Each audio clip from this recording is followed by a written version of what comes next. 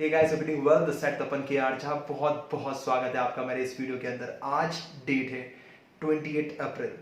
Morning की शुरुआत जो हुई है वो हुई है 9:30 बजे से, अप्रॉक्सीमेटली 9 साढ़े 9 बजे के आसपास, जब मुझे कोविड टेस्ट के लिए जाना था, क्योंकि आज मेरा 10th डे कंप्लीट हो चुका है कोविड इन्फेक्ट हुए। सो मॉर्निंग में उठते ही जल्दीबाजी इस बात की, क्योंकि नेगेटिव रिपोर्ट बहुत इंपॉर्टेंट बात होती है आपके लिए या फिर एक कोरोना पेशेंट के लिए। जब तक कि नेगेटिव रिपोर्ट ना जाए उसके दिमाग में हलचल मची रहती है। सो 9-9:30 के आसपास मैं उठा, मतलब 9 बजे मैं उठा और आधे घंटे के लिए तैयार होकर मैं गया पहले गवर्नमेंट हॉस्पिटल। गवर्नमेंट हॉस्पिटल में जब गया तो पता चला कि वहाँ पे सिनेरियो चेंज हो चुका है। काफ़ी सारे कोरोना पेशेंट को दिक्कत ये आ रही है कि ना लाइनें बहुत लंबी लगी हुई है टेस्ट कराने के लिए। पूरा एक एक दिन का वेटिंग है, मतलब इतनी दिक्कतें सामने आ रही हैं। अभी जब मैं मार्केट में गया, मतलब 10 दिन के बाद मैं घर से बाहर निकला था, ऑब्वियस सी बात है, तो मैंने देखा कि ना भाई गवर्नमेंट हॉस्पिटल में तो बिल्कुल बंद कर दिया, वहाँ तो टेस्ट नहीं हो रहा। मैंने ठीक है, फिर हमारा सफर शुरू हुआ कोविड टेस्ट के लिए। तो पहले ज़रूरी था कोविड टेस्ट करवाना, तो इसलिए सबसे प्रायोरिटी उसी को दी और उसके लिए फिर गए वहाँ पे। बताया कि कोई सरकारी कोई भी स्कूल, कोई गवर्नमेंट स्कूल के अंदर आप जाएं और वहाँ पे आपको टेस्ट हो जाएगा। जब वहाँ पहुँचे 10 बजे के आसपास, उन्होंने बोला कि आज की तो पूरी बुकिंग फुल है, तो बॉस कल सुबह आप मॉर्निंग में आए 8 बजे, 8:30 स्टार्ट होगा, आप 8 बजे आ जाए तो आपका नंबर लग जाएगा। अब डर इस बात का बॉस एक दिन और डिले हो सकता है कि नेक्स्ट डे फिर कुछ इशू आ जाए, उसके बाद फिर डिले हो जाए। जितना डिले हो रहा है उतने में उतना आपको डर लगता है। तो ठीक है, मुझे किसी ने गाइड करा, मेरे किसी फ्रेंड को मैंने फोन करा, मैंने पूछा, मैंने बॉस यार कहाँ पे कोविड टेस्ट हो? बोला कहीं भी हो जाएगा, तुम कहीं पे भी चल जाओ। मैंने कहीं पे भी जगह तो बताओ। तो बोला कि आप कलेक्ट्रेट चल जाओ। तो मैं कलेक्ट्रेट गया मैं। कोटा में कलेक्ट्रेट जो है थोड़ा सा दूर है, मतलब उसके लिए आपको ड्राइव करके जाना पड़ता है। तो कोटा में ड्राइव करते हुए गया। स्पेशली ड्राइव करते वक्त ध्यान रखें आपको सीट बेल्ट लगाना और डबल मास्क लगा के गया मैं, ठीक है ना, क्योंकि डर ऐसे ही है, ऑलरेडी कोविड इतना तेजी से फैल रहा है। तो कहीं आप जा रहे हैं तो आपको पता होना चाहिए कि प्रॉपर सिक्योरिटी मेजर्स आपके पास होने चाहिए। आपके पास अपना खुद का सैनिटाइजर होना चाहिए, खुद का आपका मास्क होना चाहिए। मास्क 2 लगा ले तो सिक्योरिटी बढ़ जाती है मेरे हिसाब से, ठीक है। तो जब कलेक्ट्रेट तक पहुंचा तो उसके रास्ते में मुझे काफ़ी सारे कोटा के अंदर बहुत अच्छे अच्छे सीनरी आपको देखने के लिए मिलेंगे। बहुत सारे स्ट्रक्चर्स डिज़ाइन करे हुए हैं। तो कोटा में काफ़ी चेंजेस अभी चल रहे हैं, तो उस टाइम पे काफ़ी नई नई चीज़ें मुझे देखने के लिए मिल रही थी रास्ते के अंदर, ठीक है। तो फिर जैसे जैसे करके मैं, क्योंकि कर्फ्यू भी लगा हुआ है, ऑब्वियस सी बात है, पुलिस की घेराबंदी भी काफ़ी सारी है, ट्रैफिक भी और बहुत रहता है। तो कैसे भी करके मैं कलेक्ट्रेट तक पहुंचा और वहाँ पूछा कि बॉस यहाँ पे होता है कोविड टेस्ट? तो वहाँ पे पता चला कि बॉस इधर भी नहीं होता, आपको कहाँ जाना पड़ेगा, MBS, हमारे यहाँ का कोटा का गवर्नमेंट हॉस्पिटल, अच्छा हॉस्पिटल, बड़ा हॉस्पिटल है। सो जो फिर रफ्तार शुरू हुई हमारी MBS की तरफ। MBS में जब गया मैं तो पता चला वहाँ पे कि वहाँ पे ऑटोमेटिकली वहाँ पे एक ऑलरेडी उन्होंने प्रोटोकॉल डिसाइड कर रखा है कि आपको 4 जगह से फॉर्म साइन करवाने पड़ेंगे। सो ये एक मेरे हिसाब से कोविड पेशेंट के लिए बहुत दिक्कत होती है, क्योंकि आपको 10 जगह मूव करना होता है तो खतरा बढ़ जाता है चीज़ों का। पर तब भी ठीक है, कभी इधर गए फिर कभी उधर गए। वो एक मूवी का एक सॉन्ग है बहुत अच्छा सा, जाने जा ढूंढता फिर रहा। तो मुझे पूरा का पूरा सीन वैसे ही याद आ रहा था कि जैसे मैं कभी इधर गया, यहाँ पे मैंने एक फॉर्म भराया, फिर उसके बाद फिर मैं दूसरी जगह गया मैं भागते भागते, फिर मैंने वहाँ पे एक फॉर्म भरा, फिर वहाँ से फिर मैं एक फॉर्म और लेकर आया, फिर मैंने दूसरी जगह सबमिट करा, फिर वहाँ से मुझे एक फॉर्म मिला, फिर वो मैं वापस से काउंटर पे गया और काउंटर पे जाके फिर मैंने दूसरा एक फॉर्म मिला मुझे, जो पहले तो 5 रुपये की पर्ची कटती है, उसके बाद फिर वहाँ पे 0 फ्री की पर्ची कटती है। भाई एक ही बार में 5 रुपये कटा लो या फिर फ्री का कटा लो। उसके बाद फिर वहाँ से वापस मुझे भेजा गया कि अब आप जाओ इस फॉर्म को सबमिट करने के लिए। एक लंबी जद्दोजहद के बाद मैं पहुंचा उस जगह जहाँ पे हो रहा था टेस्ट। फिर वहाँ जाके कुछ 15-20 मिनट, आधा घंटा लगा मुझे टेस्ट की वेट करने के लिए। पर मुझे समझ में आ गया कि प्रोटोकॉल डिसाइड करा गया था ताकि सबको प्रॉपर तरीके से सर्विसेज मिल सके। और जगह अगर आप जाते हैं तो वहाँ पे आपको 3 घंटे लग जाते हैं, पर यहाँ जब मैं 3-4 जगह घूमा तो मुझे पता चल गया कि मेरा काम जो था बहुत जल्दी हो गया। पर ठीक है, मुझे घूमना ज़्यादा पड़ा, पर ऑल दो मेरा काम जो है वो हाफ एन आवर के अंदर निपट गया। वहाँ से टेस्ट करा के फिर मैं वापस से घर पर आया और फिर आके थोड़ा सा तैयार हुआ। उसके बाद फिर वापस से अपना ट्रेनिंग का जो मॉड्यूल होता है हमारा, शुरू 12:30-1 बजे से क्लासेस का टाइमिंग होता है हमारा, वो शुरू करा।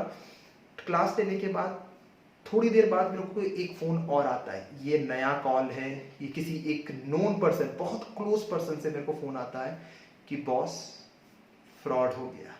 बताऊंगा मैं इस वीडियो के एंड के अंदर फ्रॉड केस क्या था। बिल्कुल नया केस है और बहुत ज़रूरी है इसके बारे में जानना, क्योंकि ये केस आपके साथ भी हो सकता है।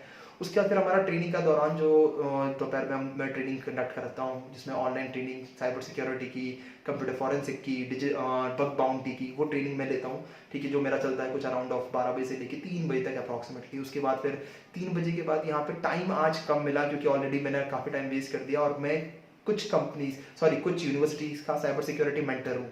तो जैसे इसमें एक स्टैनफोर्ड यूनिवर्सिटी आती है, आपकी ऑनलाइन यूनिवर्सिटी है, तो उसके लिए मैं साइबर सिक्योरिटी मेंटर हूँ। उसके अलावा और भी 5-7 यूनिवर्सिटीज़ के लिए मैं साइबर सिक्योरिटी के नए नए कंटेंट जो वो बच्चों को पढ़ाते हैं उसको वेरीफाई करने का काम होता है। तो उन 1-2 यूनिवर्सिटी के मेरे पास मेल आए हुए थे, so I just go through it, क्योंकि आपको पता होना चाहिए कि अभी लेटेस्ट मार्केट में क्या चल रहा है, स्टूडेंट को किस टाइप का कंटेंट डिलीवर होना चाहिए।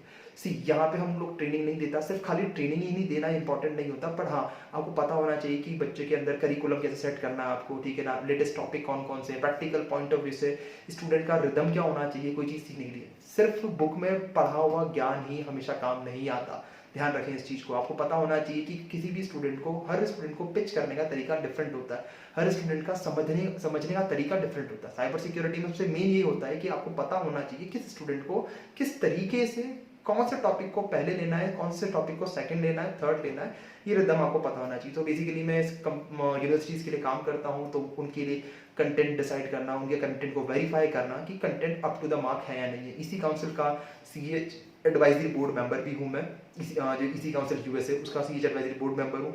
वहाँ पे भी हमारा यही काम होता है कि जो CH के नए कंटेंट आ रहे हैं वर्जन 11 के बाद नया वर्जन जो आने वाला है उसके ऊपर हम लोग काम कर रहे हैं, ताकि नए कंटेंट स्टूडेंट को दे सके और अच्छे से अच्छे लेटेस्ट नॉलेज मिल सके। वो चीज़ करा, उसका फिर थोड़ा सा रेस्ट, आपका 4 बजे के आसपास आपने आधा 1 घंटा 1.5 घंटे का आपने रेस्ट लिया। रेस्ट लेने के बाद फिर वापस से शाम की जर्नी शुरू होती है। तो वहाँ पे ये बेसिकली मैं टाइम्स जो होता है मैं डिवाइड करता हूँ इस तरीके से, ताकि कंसल्टेंसी भी मैं लोग, क्योंकि बहुत सारे लोग मुझसे बात करना चाहते हैं, अगर कोई क्राइम हो गया या फिर कोई पुराने क्राइम केस चल रहे हैं तो उसके बारे में भी कंसल्टेंसी लेना चाहते हैं। सो बेसिकली मैं जिस टाइम पे मैं ब्रेकफास्ट करता हूँ, जिस टाइम पे मैं चाय पीता हूँ, उस टाइम पे मैं इन सब चीज़ों को यूटिलाइज कर लेता हूँ। सो बेसिकली लंच करते वक्त भी मेरे पास ओवर द मैं फ़ोन के ऊपर मैं लोगों को गाइड करता रहता हूँ। कोई मीटिंग है जो ओवर द कॉल होनी है तो वो लंच के टाइम पे या फिर आपके ब्रेकफास्ट के टाइम पे कंप्लीट कर लेता हूँ। सो बेसिकली ये थोड़ा सा टाइम मैनेजमेंट इस तरीके से करता हूँ, क्योंकि मैं ऑलरेडी टाइम को बिल्कुल फॉलो नहीं करता था, तो वो चीज़ है। तो वो चीज़ मैं इसके अंदर करता हूँ। उसके बाद फिर शाम के टाइम पे मैंने थोड़ा सा जिम करा। जिम इज़ इम्पॉर्टेंट, क्योंकि ये बहुत दिन हो गए जिम छोड़े हुए, तो जिम करा मैंने शाम के टाइम पे। और उसके बाद फिर मैंने अपनी वीडियोस को एडिट करना शुरू किया, क्योंकि मुझे पता है कि वीडियोस के अंदर थोड़ा सा, क्योंकि मैं इतना बड़ा यूट्यूबर तो हूँ नहीं, तो मुझे बेसिकली हर चीज़ प्रॉपर तरीके से मैनेज करनी पड़ती है, ठीक है। तो मैं वीडियोस को एडिट करा, मैं चाहता हूँ कि मेरे जो व्यूअर्स हैं वो नेक्स्ट टाइम कुछ अच्छे तरीके से देखें, तो वो करा मैंने। अब बताता हूँ मैं आपको कि साइबर क्राइम जो मेरे फ्रेंड के किसी बहुत घर में कोई क्लोज है उसके साथ में हुआ, और वो गलती सिर्फ ये हुई उससे कि था 1 रुपये का OTP और कट गया 1.5 लाख रुपए। सो 1 रुपये का OTP और 1.5 लाख रुपए आपके अकाउंट से कट जाना बहुत बड़ी गलती होती है बॉस, और इसको कैसे हैंडल करा गया वो बताऊंगा मैं आपको। सो उसके पास एक कॉल आया था, क्योंकि अभी बहुत सारे स्टूडेंट्स जो हैं यहाँ पे, बहुत सारे एम्प्लॉयज़ जो हैं जिनकी जॉब जा चुकी है, वो नई नई जगह अप्लाई कर रहे हैं। कहीं पे उन्होंने naukri.com पे अप्लाई कर रखा है, या फिर कोई और ऑनलाइन जॉब पोर्टल्स पर उन्होंने अप्लाई कर रखा है। सो जब हम जॉब पोर्टल पे अप्लाई करते हैं तो यहीं पे स्कैमर्स होते हैं, वो ट्रिक करते हैं आपको कि वो बोलेंगे कि मैं आप इस कंपनी से बात कर रहा हूँ, और आपकी डिटेल्स ऑलरेडी सारी उनके पास होती है। सो बेसिकली आप देख रहे हैं स्कैमर्स जो हैं वो बहुत एडवांस लेवल पे हो गए। अब अगर आप जॉब ढूंढने जा रहे हैं तो आपको पता होना चाहिए कि जो कंपनी आपसे बात कर रही है वो एक्चुअल में सही कंपनी है या नहीं है। तो वो सब चीज़ें भी ध्यान देनी चाहिए। तो उनके पास कॉल आया और उन्होंने बोला कि आपने यहाँ पे जॉब के लिए अप्लाई करना है कि हाँ मैंने अप्लाई कर रखा है जॉब के लिए। तो जॉब के लिए अप्लाई कर रखा है तो हमारे पास वैकेंसी है, और ना इसके कुछ डॉक्यूमेंट प्रोसेस हैं तो वो आपको करना पड़ेगा। डॉक्यूमेंट प्रोसेस सिंपल था, आपका आधार कार्ड देना है, आपका अपना रिज्यूमे देना है, और कुछ डॉक्यूमेंट्स आपको सबमिट कराने। ध्यान रखें किसी भी अननोन पर्सन को अपने पर्सनल डॉक्यूमेंट ना दें, उससे वो सिम इशू करा सकता है, बैंक अकाउंट खुलवा सकता है, और कल के दिन उस बैंक में जो भी फ्रॉड हो रहा है वो सीधे आपके पास आएगा। तो ध्यान वेरीफाई कर लें, अगर कंपनी की मेल आईडी से कोई मेल आया है तो पहले उस मेल आईडी को चेक करें कि वो मेल आईडी जेन्युइन है या नहीं है, और वो कंपनी के बारे में पहले रिसर्च करें, उसके बाद ही कुछ आप प्रोसेस करें। तो उन्होंने बोला ठीक है कोई दिक्कत नहीं है, प्रोसेस कर देता हूँ। कुछ एक नॉर्मल सा अमाउंट मांगा कि यार 1 रुपये आपको ट्रांसफर करना पड़ेगा, सो दैट आपका एक सिक्योरिटी डिपॉजिट हमें करना है। तो ना ठीक है कोई इशू नहीं है। जब हम ओवर द कॉल किसी ट्रांजेक्शन को प्रोसीड करते हैं तो उस टाइम पे हम लोग प्रॉपर देख नहीं पाते, चेक नहीं कर पाते, तो इसलिए ये जो स्कैमर्स होते हैं वो ट्राई करते हैं कि आप over the call he transaction करें। सबसे इंपॉर्टेंट बात है, जब आप कॉल पे बात कर रहे होते हैं तो उस टाइम पे हम लोग ढंग से इस चीज़ को देख नहीं पाते और जो वो हमें बताएगा उसी को हम नोटिस करेंगे फ़ोन के अंदर। सो उनको बोला कि यार आपको मैं ₹1 ट्रांजेक्शन भेज रहा हूँ, तो वहाँ लिखा आया रिक्वेस्ट में ऐसा लिखा आया है कि आपका ₹1 का ट्रांजेक्शन। मैंने देखा ठीक है, ऊपर ओटीपी आया, उसने ओटीपी के ऊपर एक ऑप्शन आता है, आपने देखा होगा ध्यान से, जब एसएमएस आता है तो लिखा आता है कॉपी ओटीपी। तो उन्होंने पूरा मैसेज नहीं पढ़ा और कॉपी ओटीपी पे क्लिक करा और वहाँ सबमिट कर दिया और जैसे सेंड पे क्लिक करा और 1.5 लाख रुपए उनके अकाउंट से कट गए। सो एक हैबिट जो है इस केस से हमने ये सीखी कि हमें ओटीपी पढ़ना चाहिए, कि ओटीपी में सब लिखा रहता है कि पहली बात तो ये ओटीपी कहाँ से रिक्वेस्ट करा गया, किस चीज के लिए रिक्वेस्ट करा गया और कितने रुपए के लिए रिक्वेस्ट करा गया।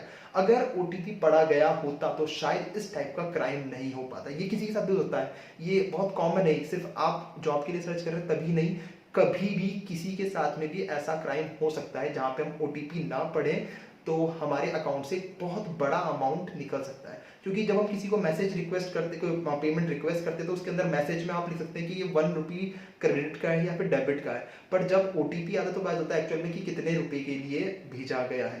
तो ज़रूरी है कि जब आप कोई ट्रांजेक्शन कर रहे हैं तो उस टाइम पे आप ध्यान दें सब चीज़ों के बारे में, कि अगर कोई रिक्वेस्ट कर रहा है आपको पेमेंट के लिए तो आप देखिए कि पेमेंट आ रहा है तो उसके एसएमएस पढ़ें, प्लस उसके मैसेज को रीड करें। और इन सब चीज़ों को आप कॉल पे ना करें बिल्कुल भी। अगर कोई पेमेंट भी करना है उसको बोले कि मैं फ़ोन काट रहा हूँ, आप मुझे मैसेज भेजो, मैं पढ़ता हूँ, मैं चेक करता हूँ और उसके बाद ही करें। मैक्सिमम केसेस के अंदर, मतलब आप ये मान के चलिए 90% केसेस के अंदर जितने फ्रॉड्स होते हैं वो ओवर द कॉल होते हैं। फ़ोन रखने के बाद हम लोग चीज़ें देख लेते हैं, सतर्क हो जाते हैं, तो इसकी वजह से फ्रॉड्स नहीं होते। तो प्लीज़ जो पेमेंट करते हैं आप, उसको आप ओवर द कॉल कभी ना करें। कोई आपको कितना ही बोल दे कि बहुत अर्जेंट है, पर तब भी बोले कि 2 मिनट का टाइम दो मुझे, मैं फ़ोन रख के एक बार मैं अपना डिटेल पूरा चेक कर लेता हूँ, जिसको मुझे ट्रांसफर करना है वो भी मैं देख लेता हूँ, उसके बाद जाके ही मैं ट्रांसफर करूंगा। इसकी वजह से मुझे 1.5 लाख रुपए अब अकाउंट से निकल चुके हैं। अब उसके ऊपर प्रोसेस हम लोग कर रहे हैं और जल्दी जल्दी उसको रिकवर करा जाएगा, पर लॉस जो हुआ वो कम से कम कुछ महीनों तक शायद से ना आ पाए। अब उसके बारे में इन्वेस्टिगेशन होगी, हम चेक करेंगे ये कौन से अकाउंट में गया, उन अकाउंट्स को आइडेंटिफाई करेंगे, उनको सीज करेंगे, वो एक फर्दर प्रोसेस है, पर अननेसेसरी आपने हेडेक पाल ली इस चीज के लिए। सो ये इस दिन का जो 28 अप्रैल का केस मेरे को मिला और फिर उसके ऊपर हमने अब काम करना शुरू करा और अभी उस पर हम लोग काम कर रहे हैं। मैं और रिद्धि उस पर लगे हुए हैं और ट्रैक कर रहा हूँ उस हैकर को। और आई नो कि बॉस तुम कहीं नहीं जाने वाले, तुम्हें पकड़ेंगे और पकड़ के फिर घर लेकर आएंगे यहाँ पे, ठीक है, ये तो हमें पता है, पर इसमें टाइम जाएगा। ऑब्वियसली बात है, आपका कम से कम 15 दिन, 1 महीना, 1.5 महीना जा सकता है, पर तब तक के लिए हम तो उलझ गए ना बॉस। तो वो चीज़ है, फिर रात भर बैठ के, मतलब अप्रॉक्सीमेटली मुझे 3-4 घंटे लगे पहली वीडियो, सेकंड वीडियो मेरी एडिट करने में, पर ठीक है, एफर्ट्स लगा रहा हूँ और उसके बाद मैं और भी नई नई चीज़ें अभी खरीद रहा हूँ ताकि मैं वीडियोस को और अच्छे से इंप्रूव कर सकूँ। आई होप कि आपको हर वीडियो में कुछ ना कुछ नया नया इंप्रूवमेंट मिलेगा, तो आपको मज़ा आएगा और आशा करता हूँ कि आप लोग इसको शेयर करेंगे, ताकि इस टाइप की इन्फॉर्मेशन लोगों तक पहुँचनी ज़रूरी है। अवेयरनेस ना होने की वजह से साइबर क्राइम जो है वो इतनी तेजी से बढ़ रहा है। अगर हमें अवेयरनेस होगा, अगर हम रिपोर्ट करेंगे क्राइम्स को, तब जाके क्राइम कम होंगे। अगर हमारे साथ में 10 रुपए का फ्रॉड हुआ है और मैं उसको इग्नोर कर देता हूँ, तो कभी भी ये क्राइम रुकेगा नहीं और आपका नंबर सर्कुलेट हो जाएगा 50 जगह और, क्योंकि अब क्रिमिनल को पता है कि आपने रिपोर्ट नहीं करा है तो आप दूसरों का भी रिपोर्ट नहीं करोगे। सो सबसे इंपॉर्टेंट बात ये है, क्राइम हो रिपोर्ट करो। अगर आपको डर लगता है कि नहीं पुलिस का चक्कर रहेगा, मैं कैसे बताऊंगा, पापा को क्या बोलूंगा, घर वालों को क्या बोलूंगा, उस कंडीशन में आप बात करें अपने क्राइम कंसल्टेंट से। साइबर क्राइम कंसल्टेंट कोई आपके नियर बाय में है या फिर कोई नोन फ्रेंड है या फिर पर्टिकुलर होता है कोई एथिकल हैकर आपके नोन में है, आप उनसे बात करें, उनसे कंसल्ट करें, राइट गाइडेंस लेके ही प्रॉपर लीगल कार्रवाई करें। अगर लीगल कार्रवाई नहीं करते तो आप अपने आप को बड़े झमेले में डाल सकते हैं, क्योंकि अभी तो छोटा फ्रॉड हुआ है, अब उसको पता चल गया कि आपने कोई कार्रवाई नहीं करी तो वो नंबर आपका अपने पूरे ग्रुप में सर्कुलेट कर देगा। फिर 20 लोग आपको अलग अलग तरीके से कन्विंस करेंगे उस चीज़ को करने के लिए जो आप नहीं करना चाहते। हो सकता है कि उन 20 में कहीं ना कहीं आप फंस जाओ और उसके बाद कोई बड़ी अनहोनी हो जाए। सो मेरे हिसाब से ये अवेयरनेस वीडियो आपके लिए काफ़ी हेल्पफुल रहेगी। फ्रेंड्स और अपने फैमिली मेम्बर्स को शो करें ये वीडियो, ताकि उन तक भी ये नॉलेज शेयर हो सके। अपने तक रखने से कोई मतलब नहीं है, नॉलेज को शेयर करने से बढ़ती है। सो अवेयरनेस फैलाएं और आई होप कि आप लोगों को मेरी इस वीडियो से काफ़ी अच्छा सीखने के लिए मिल रहा होगा। Thank you, have a nice day, bye bye.